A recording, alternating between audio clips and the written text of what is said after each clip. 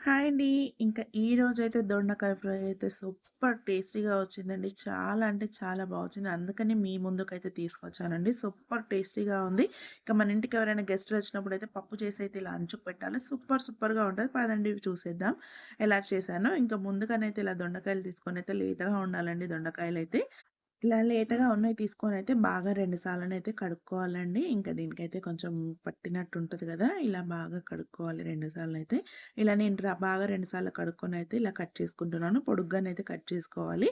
ఒక దాంట్లోనైతే 4, 5 అయితే కట్ చేసుకోవాలండి. ఇంకా నేనైతే ఇలా మొత్తం కట్ చేసేసుకుంటున్నాను చూడండి.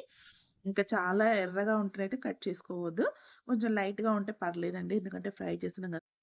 కానీ మరీ రెడ్‌గా ఉన్నవైతే అస్సలు కట్ చేసుకోకండి. కొంచెం రెడ్‌గా ఉంటే ఏం కాదు పర్లేదండి. ఇగ నేనైతే అన్నీ కట్ చేసేసుకున్నాను చూడండి. ఇలా అన్నీ కట్ చేసుకున్న తర్వాతనైతే స్టవ్ పైననైతే కడాయి పెట్టేసుకోవాలి.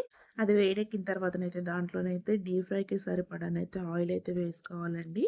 ఇంకా మనమైతే అన్నీ డీప్ ఫ్రైయే చేయాలి కాబట్టి ఆయిల్ అయితే ఎక్కువ పడుతుంది. ఇలా ఆయిల్ వేసుకోవాలి. కానీ సూపర్ టేస్టీగానైతే ఉంటుందండి. మనం ఎప్పుడైతే ఇలా చేయం కదా! ఎప్పుడో ఒకసారి ఎవరో వచ్చినప్పుడైతే చేస్తున్నామంటే సూపర్‌గా ఉంటుందండి. ఇలా నేనైతే సగమైతే వేసుకున్నాను. మొత్తం అయితే ఒకేసారి పట్టలేదు కాబట్టికి 2 సార్లయితే వేస్తున్నాను. ఇలా వేసుకొనైతే బాగా ఫ్రై చేసుకోవాలండి ఈ ఆయిల్‌లోనే. చూడండి ఇలా ఆయిల్‌లో మొత్తం ఫ్రై అవ్వాలి. ఇలా ఫ్రై అయిన తర్వాతనైతే తీసి పక్కన పెట్టుకోవాలండి. ఇలా మొత్తం అయితే తీసేసుకోవాలి పక్కన. ఒక ప్లేట్‌లోకి అన్నీ తీసేసుకొని మిగతావి కూడా మళ్ళీ వేసేసుకోవాలి. ఇలా మళ్ళీ వేసుకొని సేమ్ అలాగే మళ్ళీ ఫ్రై చేసుకోవాలి. ఇలా మొత్తం అయితే ఫ్రై చేసుకోవాలండి. మీడియం ఫ్లేమ్ పెట్టుకొనే ఫ్రై చేసేసుకోవాలి. సూపర్‌గా ఉంటదండి అసలు. మీరు కూడా ట్రై చేయండి. ఎంత వచ్చిందంటే అంత వచ్చింది. ఇలా మొత్తం ఫ్రై చేసుకొని తీసుకున్న తర్వాతనైతే ఇంక దీంట్లోనైతే కొన్ని పల్లీలు వేసుకోవాలి. నేనైతే ఇలా 2 స్పూన్ల పల్లీలైతే వేసుకుంటున్నాను. ఇలా పల్లీలు వేగిన తర్వాత దాంట్లో దొండకాయలనే తీసుకొనైతే పక్కన పెట్టేసుకోవాలి. ఇలా పల్లీలు వేగి తీసుకున్న తర్వాతనైతే కొంచెం కాజు కూడా వేసుకోవాలి. ఒక 15 వరకు, 20 వరకైతే కాజు వేసుకుంటున్నాను. మీ దగ్గర ఎక్కువుంటే ఎక్కువ వేసుకోండి. నేనైతే ఒక 15, 20 అయితే వేస్తున్నానండి.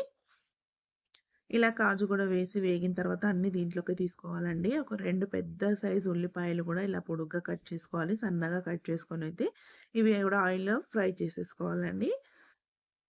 ఇలా బాగా ఫ్రై చేసేసుకోవాలి. మనం బిర్యానీలోకి ఎలా ఫ్రై చేస్తామో రెడ్ కలర్, గోల్డ్ కలర్ వచ్చేంత వరకైతే ఇలా ఫ్రై చేసుకొని అవి కూడా పక్కన తీసైతే పెట్టేసుకోవాలి. ఇలా అన్నీ ఫ్రై ఒకదాని తర్వాత ఒకటైతే ఫ్రై చేసేసుకోవాలి. ఇలా అన్నీ ఫ్రై చేసుకొని తీసి పక్కన పెట్టుకోవాలి. ఒక దాంట్లోకి తీసుకోవాలి. ఇలా ఫ్రై చేసినవన్నీ అయితే నేను తీసుకొని పక్కన పెట్టుకుంటున్నాను. ఇంకా ఆయిల్ అయితే ఒక దాంట్లోకైతే తీసేసుకోవాలి. చాలా ఆయిల్ ఉంది కాబట్టికి ఇలా మొత్తం తీసుకొని ఒక 1 స్పూన్ ఆయిల్ అంతనైతే దాంట్లో పెట్టేసుకోవాలి. పెట్టేసుకొని పోపు దినుసులైతే వేసుకోవాలండి. జీలకర్ర, ఆవాలు, మినపప్పు, శనగపప్పు ఇలా అన్నీ వేసుకొని అది వేగిన తర్వాతనైతే ఎండుమిర్చి కూడా వేసుకోవాలి దాంట్లోనే. ఎండుమిర్చి వేసుకొని అది కొంచెం వేగినాక పచ్చిమిర్చి వేసుకోవాలండి. ఇలాగే దాంట్లోనే ఒక 4, 5 పచ్చిమిర్చి కూడా వేసుకుంటున్నాను.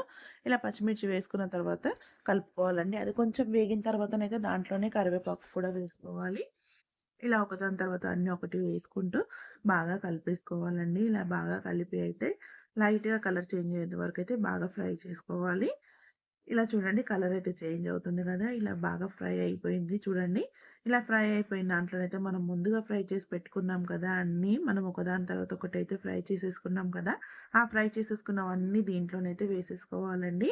ఇంకా నేను ఫ్రై చేసి పక్కన పెట్టినయి అన్నీ అయితే దీంట్లో వేసుకుంటున్నాను. కానీ స్టవ్ ఆఫ్ చేసిన తర్వాతనైతే దాంట్లో వేసుకోవాలండి. స్టవ్ ఆన్‌లో పెట్టయితే వేయొద్దు. స్టవ్ ఆఫ్ చేసేసేయాలి. ఏసిన తర్వాత అవి వేసుకొనైతే మాకు తగినంత కారం, ఉప్పు వేసుకోండి.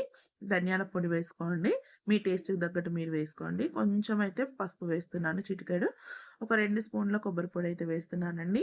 ఇలా వేసుకొనైతే కొత్తిమీర వేసుకోవాలి. వేసుకొనైతే బాగా కలిపేసుకోవాలండి. ఎంత టేస్టీగా ఉంటదంటే అంత టేస్టీగా ఉంటదండి. సూపర్‌గా ఉంటది. చాలా బావుంటదండి. ఇలా వేసైతే స్టవ్ ఆఫ్ చేసిన తర్వాతనే వేసి కలుపుకోవాలండి. ఇలా అన్నీ బాగా కలిపేసుకోవాలి చూడండి. ఎంత బావుంటుందంటే ఇలా పప్పు అంచున పెట్టుకున్నా గానీ, ఏదైనా పచ్చళ్ళు చేసినప్పుడు అయినా గానీ, ఏదైనా చారు చేసినప్పుడు పక్కన అంచులో పెట్టుకొని తినాలి గానీ ఎక్సలెంట్‌గా ఉంటదండి. అసలు ఇలాంటి వెజిటబుల్‌వి ఎన్నో రకాలు చేసుకోవచ్చండి. నాన్ వెజ్ తినేదానికంటే ఇలా వెజిటేరియన్ అయితే సూపర్‌గా చేసుకోవచ్చు ఎన్నో రకాలతోని. చాలా అంటే చాలా బావుంటది. మీరు ట్రై చేయండి. మీరు ట్రై చేసి ఎలా వచ్చిందో నాకు కామెంట్‌లో చెప్పండి. ఇంకా మన ఇంటికి ఎవరైనా గెస్ట్‌లు వచ్చినప్పుడైతే ఇలా చేసి పెట్టామంటే వాళ్ళు కూడా హ్యాపీగా ఫీల్ అవుతారు చేసినందుకు. బావుంది బావుందంటే మనకు గూడా హ్యాపీగా ఫీల్ ఉంటది గదా! అందుకనేసి అయితే ఒకసారి అయితే ట్రై చేయండి. ఇలా ట్రై చేసి అయితే చెప్పండి నాకెలా వచ్చిందో కామెంట్ బాక్స్‌లో. నచ్చితే మాత్రం తప్పకుండా ఒక లైక్ ఇవ్వండి. నా ఛానెల్‌లో ఎవరైనా ఫస్ట్ టైమ్ చూస్తున్నట్టే సబ్స్క్రైబ్ అయితే చేసుకోండి. నన్ను ఇలాగే సపోర్ట్ చేస్తూ ఉండండి. Thanks for